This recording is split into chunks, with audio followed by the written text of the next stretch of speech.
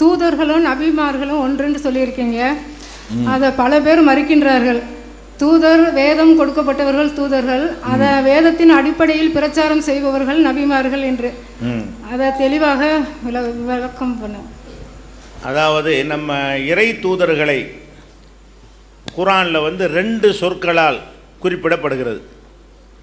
சில இடத்துல ரசூல் என்று அல்லாஹ் சொல்லுகிறான், சில இடத்துல நபி என்று சொல்லுகிறான். நம்ம கூட நம்ம முகமது நபி அவங்கள சொல்லுவோம், எப்படி சொல்லுவோம்? நபி ஸல்லல்லாஹு அலைஹி வஸல்லம் சொன்னார்கள்னு சொல்லுவோம், ரசூல் ஸல்லல்லாஹு அலைஹி வஸல்லம் சொன்னார்கள்னு சொல்லுவோம். அதை ஒரே ஆளையை எப்படி பயன்படுத்துகிறோம்? நபி என்றும் சொல்லுகிறோம், ரசூல் என்றும் சொல்லுகிறோம். இந்த ரெண்டுமே அர்த்தத்தில் வித்தியாசப்பட்டாலும் அது யாருக்கு சொல்கிறதுங்கிற வகையில் ஒரே கருத்தை தரக்கூடியது தான். அதான் அல்லாஹ்வால் மக்களுக்கு பிரச்சாரம் செய்வதற்கு தேர்ந்தெடுக்கப்பட்டவர் தான் நபி, அவர் தான் ரசூல். நபின்றாலும் ரசூல்ன்றாலும் வார்த்தைகளையும் அர்த்தத்திலையும் தான் வித்தியாசம் இருக்கே தவிர அதில் என்ன கிடையாது, வெவ்வேறு ஆளுக்கு உரிய வெவ்வேறு தகுதியை சொல்லக்கூடிய விஷயம் கிடையாது. இப்போ நபிங்கிற வார்த்தை நப என்பதிலிருந்து வந்தது தான் நபி. எடுத்து சொல்பவர்னு அர்த்தம். நபிக்கு என்ன அர்த்தம்? நபன்னா எடுத்து சொன்னான். நபின்னு சொன்னால் எடுத்து சொல்பவர், செய்தியை மக்களுக்கு சொல்லக்கூடியவர்னு அர்த்தம். இது மக்களுக்கும் அவருக்கும் உள்ள தொடர்பு. இது ரசூல்டா என்ன? தூதர்னு அர்த்தம். ரசூலுக்கு என்ன அர்த்தம்?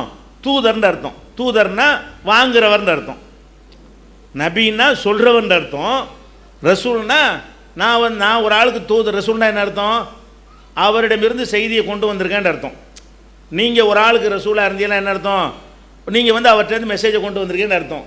முகமது நபி அல்லாஹ்வுடைய தூதர்னா அல்லாஹ்கிட்டருந்து மெசேஜை கொண்டு வந்திருக்காங்கன்னு அர்த்தம். அப்போ ரசூல் என்பது அங்கேருந்து செய்தியை வாங்கினவர் என்ற அர்த்தம். நபி என்பது வாங்கின செய்தியை மக்களுக்கு சொன்னவர்னு அர்த்தம். ஆள் ஒன்று தான், ஆள் ஒன்று தான். நபிங்கிறது எதனால் நபிங்கிறோம்? செய்தியை நமக்கு சொல்லுகிறார் என்றால் நபி, செய்தி அங்கேருந்து வாங்கினார் என்றால் ரசூல். ரெண்டும் ஒரு ஆள் தான். வாங்கினா சொல்லித்தான் ஆகணும், சொல்கிறதா இருந்தால் வாங்கி தான் சொல்லணும். இஷ்டத்துக்கு சொல்ல முடியுமா? அப்போ சொல்கிறது வாங்கிறதுங்கிறதுமே ஒன்றோட ஒன்று தொடர்பாக இருக்குமே தவிர அங்கேருந்து வாங்காமல் இவராக கையில் மடியில் போட்டு சொல்கிறதுக்கு அதிகாரம் இருக்கா? அதுவும் அதிகாரம் கிடையாது. அங்கேருந்து அல்லாட்டிருந்து செய்தியை வாங்கிட்டு எனக்கு மட்டும் வச்சுக்கிறவேன் அப்படி சொல்கிறதுக்கு அதிகாரம் இருக்கா? அதுக்கு அனுமதி கிடையாது. இன் அலர் ருசுலி இல்லல் பலாகுல் முபீன். ரசூலுடைய வேலை தெளிவாக சொல்கிறது தான். அப்போ எப்போ வாங்கினாரோ அவர் சொல்லி ஆக வேண்டும்.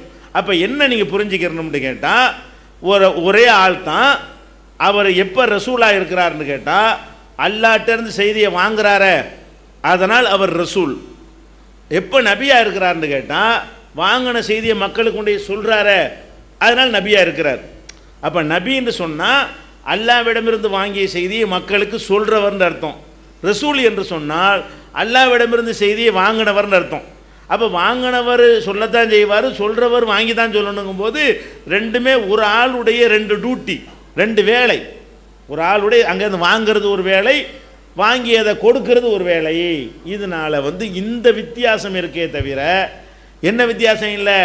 ரசூல்னா வேதம் இருக்கும், நபின்னா வேதம் இருக்காது. ரசூல்னா அது ஃபுல் நபி, நபின்னா ஆஃப் நபி இப்படிலாம் சொல்கிறாங்க. அது சின்ன நபி மாதிரி. அதெல்லாம் இங்கே அது மார்க்கத்தில் கிடையாதுங்க. எல்லா ரசூல்மார்களுக்கும் எல்லா நபிமார்களுக்கும் ஒரே அர்த்தத்தில் தான் அல்லாஹ் பயன்படுத்துகிறான். நபியெல்லாம் ரசூல் தான், ரசூல் பூரா நபி தான். இதை நம்ம விளங்கிக்கிறணும். இவங்க உதாரணத்தை கூட சொல்லுவாங்க. 4 பேர் வேதம் கொடுக்கப்பட்டவங்க இருக்காங்க இல்லையா?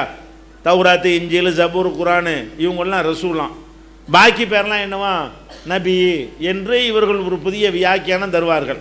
ஆனால் அல்லாஹ் என்ன செய்கிறான் தெரியுமா? இப்ராஹிம் நபிக்கு வேதம் கொடுத்தா சொல்லி காட்டுறான். சுஹுபி இப்ராஹிம் ஓ மூசா, இப்ராஹிமின் வேதத்தில் இருக்கிறது, மூசாவின் வேதத்தில் இருக்கிறதுன்னு நல்லா சொல்லி காட்டுறான். அப்போ இப்ராஹிம் நபிக்கு நல்லா வேதம் கொடுத்தானே இருக்கிறான். இவங்க வேதம் கொடுத்த பட்டியலில் அவர் சேர்க்க மாட்டேங்கிறாங்களே.